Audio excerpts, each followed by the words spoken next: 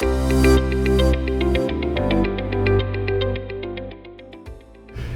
are in kind of the same economy that we were in 2016, 2014, et cetera. Maybe a little bit stronger here than it was then in the local economy, but in terms of the national economy and the regional economy, it's very similar.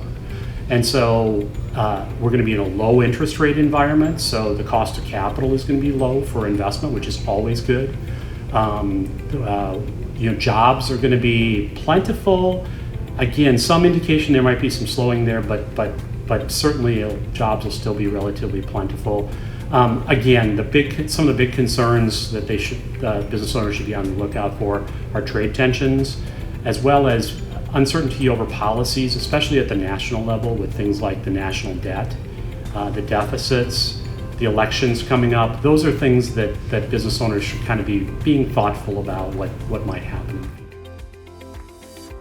At the national level, I think the major story is this is a 2% growth economy. We are going to be growing at about the same rate over time. There's a lot of structural reasons for that.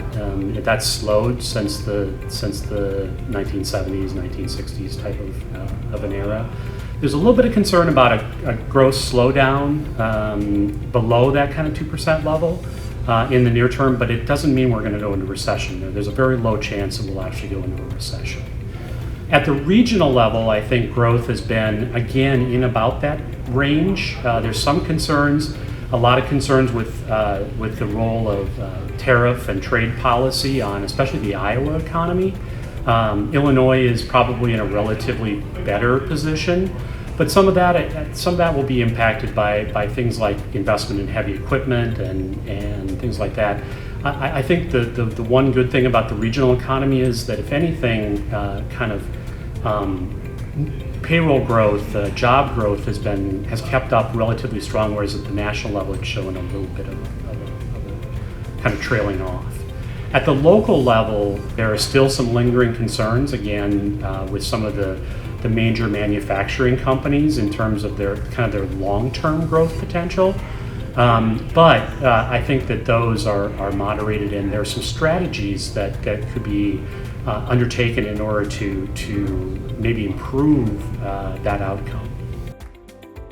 Diversifying into things that have strong growth potential, so in your information industries, finance, insurance, and real estate, those industries have been growing nationally and are expected to continue to grow. And then things like creative services, kind of the arts side of the economy. There was actually a good paper that just came out of our university that was published that looked at the role of arts in the local economy and attracting the type of workers which will be relatively high income workers into the economy. So attracting what we call knowledge workers. And there's a lot of indication that if you have a thriving arts and cultural, it becomes easier to attract those type of workers into the economy.